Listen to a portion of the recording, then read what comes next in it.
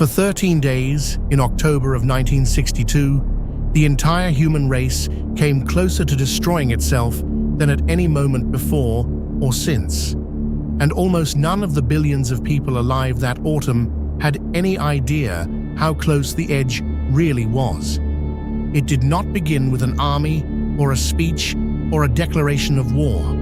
It began with a single roll of film. A spy plane flying 70,000 feet above a Caribbean island brought home a strip of grainy black and white photographs. And when a handful of exhausted analysts finally understood what they were looking at, they understood that the countdown had already started. This is the story of the 13 days the world held its breath. How two superpowers walked, step by step, to the brink of nuclear war. And how, at the very last moment, a few frightened men chose not to end everything. It is the closest we have ever come. And the most terrifying part is how much of it came down to luck.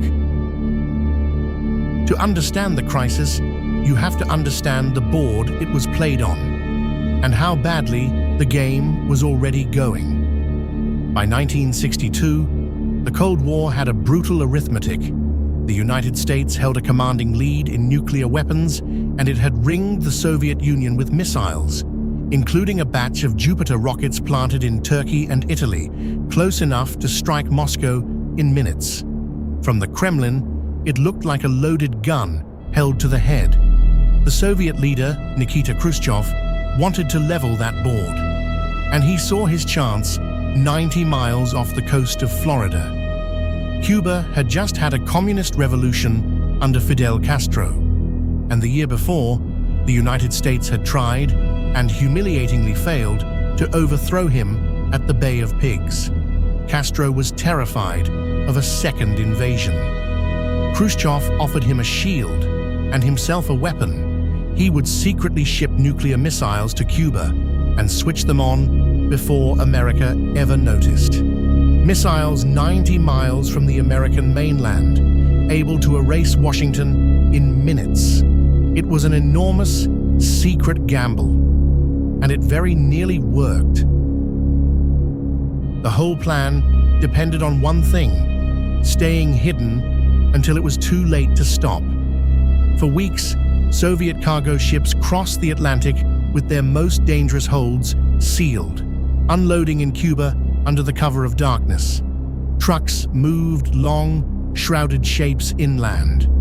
Then, on the 14th of October 1962, an American U-2 spy plane made a single high-altitude pass over the western end of the island, and its cameras caught everything. When photo analysts in Washington spread the film across their light tables, they went cold. There, in the Cuban countryside, were the unmistakable scars of Soviet medium-range ballistic missile sites, half-built and racing toward completion. Each one could throw a nuclear warhead over 1,000 miles. On the 16th of October, the photographs were carried to the president. John F. Kennedy looked at the grainy images of trucks and tents and trenches and realized his country had, without a shot being fired, just been placed under a loaded gun. The 13 days had begun. What happened next happened almost entirely in secret, inside a single room. Kennedy quietly assembled a small group of his closest advisors, later known simply as ExComm, and for days they argued, exhausted and unshaven, around a cabinet table, while the rest of the world went about its business with no idea anything was wrong. The options in front of them were all terrible. Do nothing and accept nuclear missiles on America's doorstep. Launch airstrikes to destroy the sites and almost certainly kill Soviet troops, inviting retaliation. Invade Cuba outright and risk a full war. Or try to choke the island off with a naval blockade and pray the Soviets backed down. The military chiefs pushed hard for the airstrikes and the invasion. They wanted to hit, and hit fast. But Kennedy, haunted by how easily nations had stumbled into the First World War over pride and momentum, and nobody willing to be the first to stop, kept pulling back from the edge. He had read how the last Great War began by accident. He was determined this one would not, and the clock was ticking. The missiles in Cuba were being armed a little more with every hour they talked. On the 22nd of October, after 6 days of secrecy, John Kennedy walked to a television camera and told the world. In a grim, quiet address, broadcast to the largest audience in the country's history, he laid out the evidence and announced his decision. A naval quarantine around Cuba, a blockade in everything but name, to stop any more weapons from reaching the island. He demanded the missiles already there be removed, and he issued a warning of chilling clarity. Any nuclear missile launched from Cuba against any nation in the hemisphere would be treated as an attack by the Soviet Union on the United States, requiring a full retaliatory response. The effect was instant and global. Across America, families stared at their televisions in silence. Children practiced hiding under school desks. People emptied grocery shelves and dug shelters in their gardens. And far out in the Atlantic, a line of Soviet ships, some of them carrying still more missiles, kept steaming steadily toward the invisible line the US Navy had drawn around Cuba. Everyone on Earth was now watching the same question. What happens when they meet? The answer came on the 24th of October, and for a few hours, it felt like the last morning of the world. American warships and aircraft spread out along the quarantine line. Soviet vessels bore down on it. If a Soviet captain refused to stop, the US Navy was authorized to disable his ship by force, and no one knew whether Moscow would answer that with war.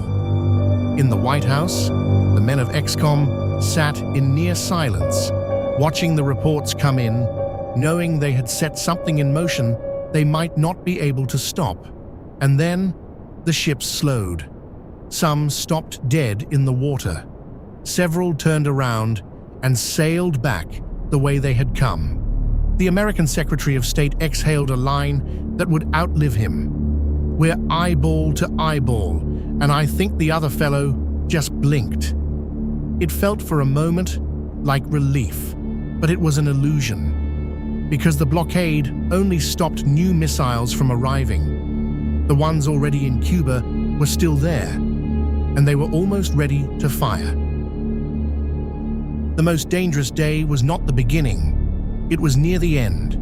They called it Black Saturday, the 27th of October, and it was the day the world very nearly ended by accident. It began with fire. Over Cuba, a Soviet crew fired a surface-to-air missile and shot down an American U-2, killing its pilot, Major Rudolph Anderson, the only combat death of the entire crisis. In Washington, the generals demanded retaliation. Kennedy held them back by a thread. At almost the same hour, another American spy plane strayed by accident deep into Soviet airspace, and Soviet fighters scrambled to intercept it. Any one of these sparks could have lit the fuse, but the closest call of all happened where no camera could see it, deep beneath the Atlantic. An American destroyer was dropping practice depth charges on a Soviet submarine, the B-59, trying to force it to surface. What the Americans did not know was that the submarine was carrying a nuclear torpedo, and that its captain, cut off from Moscow, rattled by the explosions and convinced war had already begun, ordered it armed and readied to fire. Launching it required the agreement of 3 senior officers. 2 said yes. One man, an officer named Vasily Arkhipov, said no. He argued them down, in the dark, in the heat, with the hull ringing like a drum. He refused. And because one exhausted man in a steel tube refused, you are alive to hear this. That is how close it came. While the world stared at the blockade, the thing that actually ended the crisis was happening in secret, in quiet rooms between men who had decided they would rather deal than die. The public messages between Washington and Moscow were rigid and threatening, but underneath them ran a second, secret channel. Kennedy sent his brother, Robert, to meet privately with the Soviet ambassador, and there they built the ladder that both sides could climb down. The terms were simple, and half of them were hidden. Publicly, the Soviet Union would dismantle its missiles in Cuba, and in exchange, the United States would promise never to invade the island. And privately, spoken only in that room and kept secret for decades, the Americans agreed to quietly remove their own Jupiter missiles from Turkey a few months later. It was a compromise. It let each leader tell his generals and his people that he had not simply surrendered, and it is the reason there was a next morning at all. Not a victory, an escape. On the morning of the 28th of October, the world woke up to the news it had barely dared to hope for. Over Radio Moscow, Khrushchev announced that the missile sites in Cuba would be dismantled, crated up, and shipped home. The Soviet gamble was over. In Washington, the exhausted men of ExComm allowed themselves, for the first time in 13 days, to believe they had survived.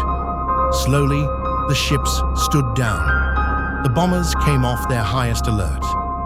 Families climbed out of their fallout shelters and blinked at an ordinary sky.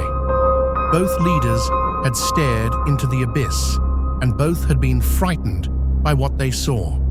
Within a year, a direct hotline was strung between the White House and the Kremlin, so that two men holding the fate of the world would never again have to communicate through slow, deniable messages while the clock ran down. They had come too close to ever forget it.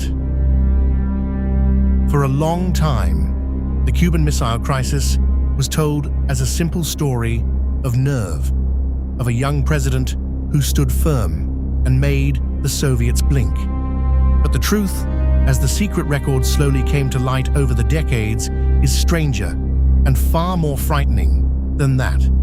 It was not really won by toughness. It was survived by restraint and rescued more than once by sheer luck.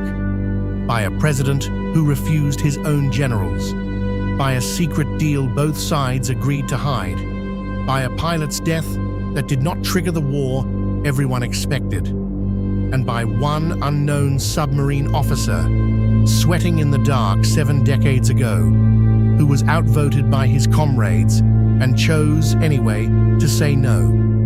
We came within a single word of the end of the modern world, and most of the people who saved it never knew how close they had come. Here is the question I keep coming back to. The peace we live in was not guaranteed by treaties or weapons.